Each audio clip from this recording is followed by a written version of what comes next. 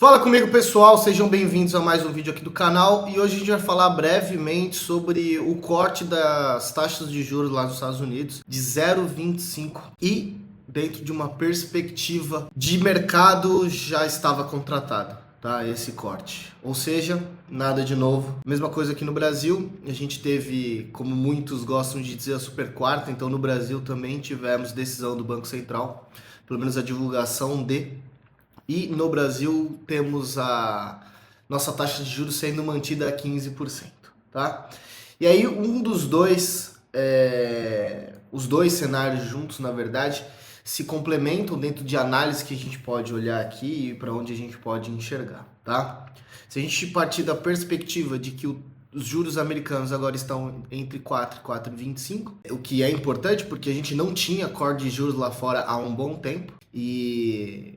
Enfim, mais de 90% do mercado já estava precificando esse corte, tá? Para quem não sabe, lá nos Estados Unidos a gente tem um range, né, que fala de 4 a 4,25. Aqui no Brasil é uma taxa pré-determinada única.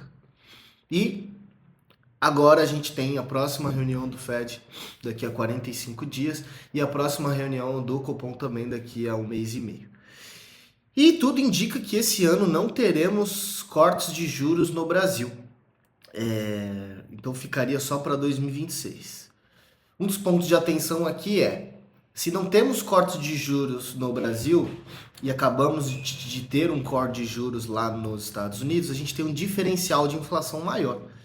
Então isso pode trazer recursos para quem quer correr um pouco mais de risco e de sair dos títulos mais seguros, dos títulos americanos mais seguros. A gente pode ter fluxo de capital para o Brasil, já que os nossos juros estão elevados e nosso juro real é um dos maiores do mundo, tá? O que é juro real? É o quanto você está pagando menos a inflação do país. E aí você tem o juro real. Já que toda vez que você tem aumento de preço, não adianta você ganhar 20% de juros e o aumento de preço está sendo 21%. Você estaria perdendo 1%, certo? Agora, se você tiver uma taxa de juros a 20% e a inflação é 10%, você estaria tendo um juro real de 10%, tá? A grosso modo, aqui no Brasil a gente tem uma taxa de 15% e a gente pode ter uma inflação aí chegando a 5%, 6%, dependendo da ótica que a gente avaliar, tá? Aí a gente teria um juro real de 9%, 10%. Beleza? Agora, lá fora a gente tem uma inflação entre 2% a 3% e um juros do Fed agora em 4 e 4,25, então a gente teria um juro real lá fora de, sei lá, fazendo uma conta porca aqui, de 2%. Então, temos uma diferença muito grande entre Brasil e Estados Unidos. Isso pode trazer fluxo aqui para o Brasil em relação a capital estrangeiro, beleza? Agora vocês me acompanham aqui no canal para a gente falar sobre ativos globais. E aí, como o mercado está olhando para tudo isso? Bom, no Brasil, nós brasileiros conseguimos ter acesso a qualquer tipo de investimento hoje em dia. Alguns anos atrás isso não era verdade, mas hoje é. Vocês conseguem ter acesso a ativos globais em qualquer corretora, através dos BDRs, através dos ETFs. E aí, como é que o cenário global está se desenhando agora? Vocês podem notar, se vocês derem uma olhada, que desde o lançamento dessa nova taxa até agora, o mercado não se movimentou muito. Nem S&P 500, nem Nasdaq. Isso muito por conta do que já tinha sendo colocado nos preços, que vinha sendo colocado nos preços nos últimos meses. Tanto é que se a gente olhar aqui, pessoal, nos últimos 30 dias, a gente teve aqui, ó, pegando uma janela maior, a gente teve Tesla subindo mais de 20%, Apple subindo mais de 3%, a gente teve Broadcom subindo mais de 17%, Alphabet subindo mais de 20%, JP Morgan subindo mais de 7%, e se a gente olhar numa janela mais curta, a gente pode ter uma ideia do que o mercado olhou para o que aconteceu com as taxas ontem. Aqui, ó, pegando agora. Praticamente nada mudou, tá? Tesla mais ou menos de lado, Nvidia subiu 3%, mas não por conta das taxas de juros, por conta de eventos mais específicos para o mercado dela, de semicondutores. JP Morgan de lado, Visa de lado, Berkshire de lado, Meta de lado, aquela variação, né, de 0,5%, meio para cá, 0,5% para lá, porque já estava tudo contratado, né? O mercado já sabia, basicamente já estava apostando nessa taxa de juros mais baixa. E aí, óbvio que por conta de um enfraquecimento da economia, o Fed vai controlando a cada reunião ali os dados de inflação, os dados de desemprego. Então todo mundo já meio que tinha uma noção de que essa taxa ia cair e o mercado ele vai reagindo antes, tá? Então não adianta, deixa eu esperar a reunião aqui que aí eu tomo uma decisão. Por isso que a gente não pode só tomar decisões com base em notícia. Na verdade, você não deveria tomar decisões com base em notícias.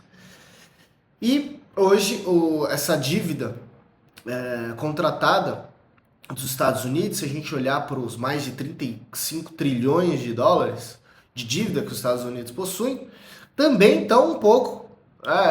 Esses juros também está levando em consideração um pouco esse nível de dívida, tá? Então, assim, nos próximos anos, esse nível de endividamento crescendo, no ajuste de juros, a gente vai ter que ter um risco embutido, tá? Tudo bem que os Estados Unidos emitem a moeda praticamente utilizada no mundo inteiro para transações, mas é necessário que isso tenha um certo controle efetivo para que as coisas não degringolem, tá? Mas basicamente o mercado acionário está de lado, mas já vinha gostando desse ciclo que aparentemente para frente teremos de corte de juros até um nível mais aceitável, entre 2,5% e 3%. Vamos ver qual vai ser a taxa terminal.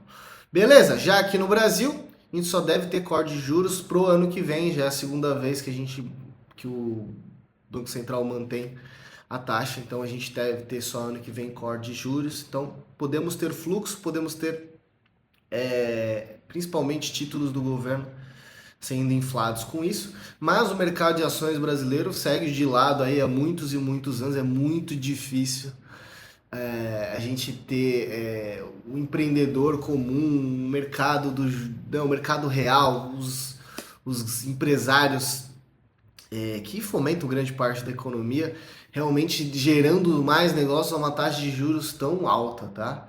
Já o mercado de ações brasileiro, muitos devem se questionar, mas a gente tem o Ibovespa, chegou a bater recorde, máxima, tudo bem, pessoal.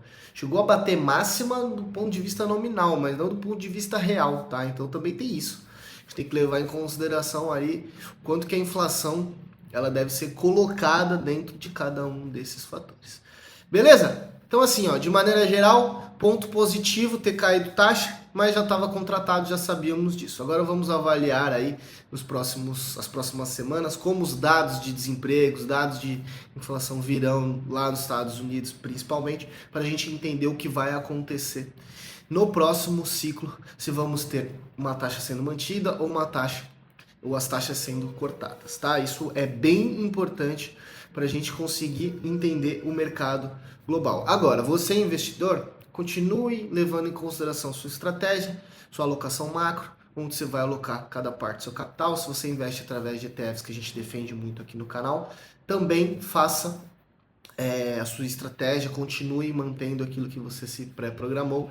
Não fique muito preocupado com esses eventos, porque a sua estratégia no longo prazo ela vai ganhar qualquer notícia de curto prazo. Beleza? Gostou do conteúdo? Já deixa o like, ative as notificações e, óbvio, se você não está inscrito no canal, clica aqui embaixo, se inscreve.